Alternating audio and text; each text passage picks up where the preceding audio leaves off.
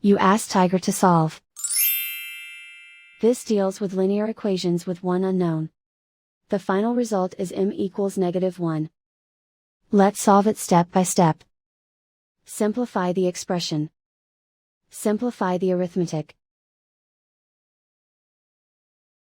Group all constants on the right side of the equation. Subtract 6 from both sides. Simplify the arithmetic.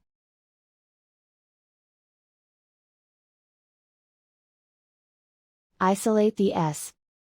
Divide both sides by 6. Simplify the fraction.